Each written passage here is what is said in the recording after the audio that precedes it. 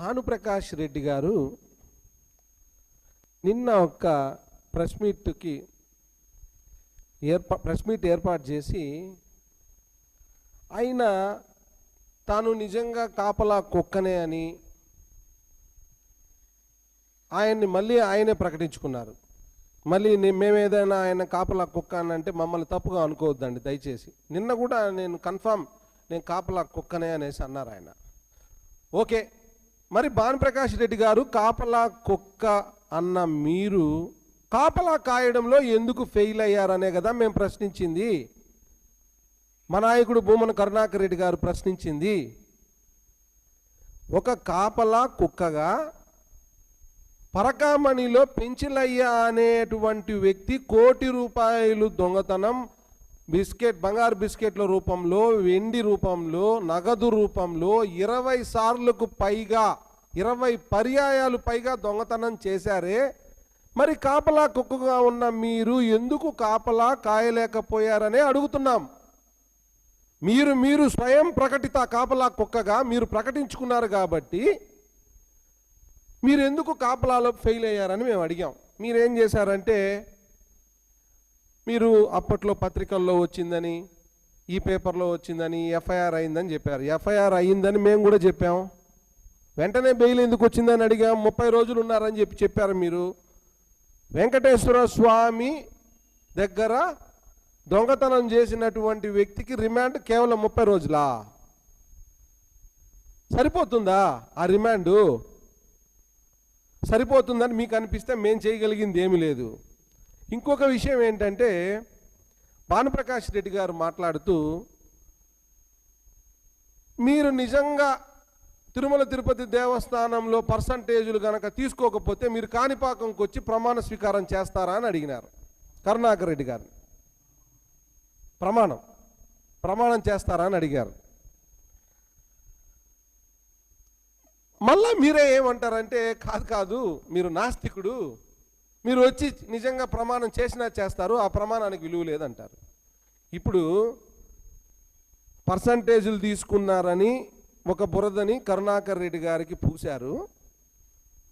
మీరే తీసుకున్నారా లేదా మీకు ధైర్యం ఉంటే రండి, కాణిపాకంకి వచ్చి ప్రమాణం చేసి బురదను కడుక్కోండి అని అన్నారు. మళ్ళీ ఒకవేళ ఆయన ఏమన్నా వచ్చి ఆ బురదను కడుక్కుంటాడేమో అన్న అభిప్రాయం కలిగి ఒకవేళ మీరు నిజంగా అట్ట చేసినా మీరు నాస్తికుడు కాబట్టి అది దానికి ప్రమాణానికి విలువ లేదు అంటారు. అంటే ఇంక ఎట్ట స్పందించాలా? కరుణాకర్ రెడ్డి గారి యొక్క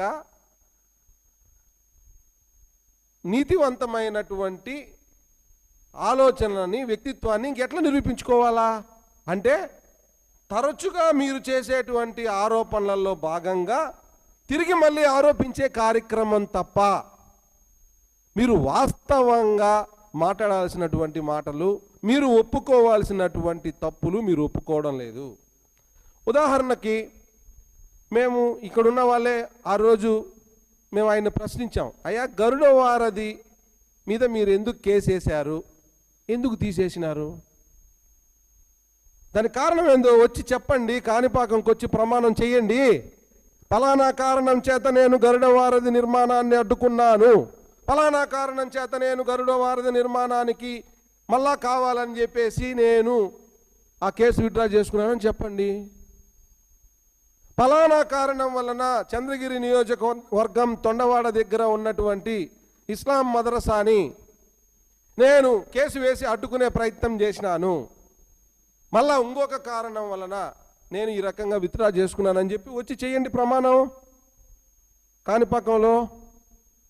ఫలానా కారణం చేత నేను తిరుమల తిరుపతి దేవస్థానం యొక్క సొమ్ములు తిరుపతి పారిశుద్ధ్యానికి వాడకూడదని చెప్పి కేసు వేసినాను. ఎందుకు వేసినారో చెప్పండి. ఒకవేళ మీరు కేసు వేయడంలో మీరు నిజంగా దైవభక్తినే ప్రదర్శించదలుచుకుంటే అమరావతి ప్రాంతంలో అమరావతిలో కట్టబోయేటువంటి గుడికి భూమిని టీటీడీ వారు కొనుగోలు చేసుకుంటా ఉంటే మీరు ఎందుకు కాపలా కాసి అడ్డుకోలేకపోయారు? దాని మీద ఎందుకు కేసు వేయలేకపోయారు? గతంలో కలెక్టర్ ఆఫీస్, ప్రస్తుతం కలెక్టర్ ఆఫీసు టీటీడీ బిల్డింగు, దాని మీద కూడా మీరు కుదరదు, అక్కడ కలెక్టర్ ఆఫీస్ పెట్టడానికి లేదని చెప్పి అడ్డుకున్నారు. మరి కలెక్టర్ ఆఫీస్ పెట్టారు. ఇప్పుడు కూటమి ప్రభుత్వం వచ్చింది, మా ప్రభుత్వ హయాంలో కలెక్టర్ ఆఫీస్ అయ్యింది. ఆ రోజు అడ్డుకున్నారు. ఇప్పుడు మీ ప్రభుత్వమే కదా, మీరు భాగస్వామి కదా, మీరు టీటీడీ బోర్డు మెంబర్ కదా, కలెక్టర్ ఆఫీస్ ఎందుకు తీయించలేకపోతున్నారు? ఇప్పుడు తీయించాల్సిన బాధ్యత మీ మీద ఉందా లేదా భానుప్రకాష్ రెడ్డి గారు? అంటే మీరు అధికారంలో ఉంటే ఒకలా, అధికారంలో లేకపోతే మరోలా, అలా ఇలా మారే వాళ్ళని ఏమంటారు? ఊసరవిల్లనే కదా అంటారు. మీకెందుకు ఈ ఊసరవిల్లి లక్షణాలు వచ్చినాయో మాకైతే అర్థం కావటంలే. మీరు అన్నారు కదా కాపలా కుక్క అని. మీరు భూమన కరుణాకర్ రెడ్డి గారు నిజమైన ఆ మహావిష్ణువు యొక్క భక్తుడు. ఆయన ఈరోజు పోషించేటువంటి పాత్ర సర్వ సైన్యాధ్యక్షుడుగా విష్ణువుకి ఎవరైతే ఉన్నారో విశ్వక్షేణుడి పాత్రనే ఈరోజు భూమన కరుణాకర్ రెడ్డి గారు పోషిస్తున్నారు. తిరుమల తిరుపతిలో జరుగుతున్నటువంటి అక్రమాల మీద నిరంతర పోరాటం చేస్తున్నటువంటి అభినవ విశ్వక్షేణుడు భూమన కరుణాకర్ రెడ్డి గారు.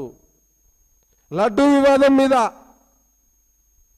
ఆయన చేసినటువంటి యుద్ధం ప్రజలకు ఈరోజు నిజం తెలిసింది. దానివల్ల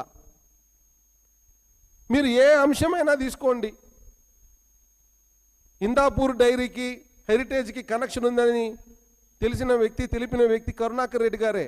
ఇవన్నీ కూడా యుద్ధంలో భాగంగా ఎన్నో విషయాలు వచ్చాయి. 60,000తో ఓడిపోయినా మీకు బుద్ధి రాలేదు అని అన్నారు. కరుణాకర్ రెడ్డి గారు 2 సార్లు ఎమ్మెల్యేగా గెలిచినారు. మీ జీవితంలో ఎమ్మెల్యేగా మీరు 2 సార్లు పోటీ చేసినారే, ఒక్కసారన్నా గెలిచారా భానుప్రకాష్ రెడ్డి గారు? మీరు ఒక్కసారన్నా?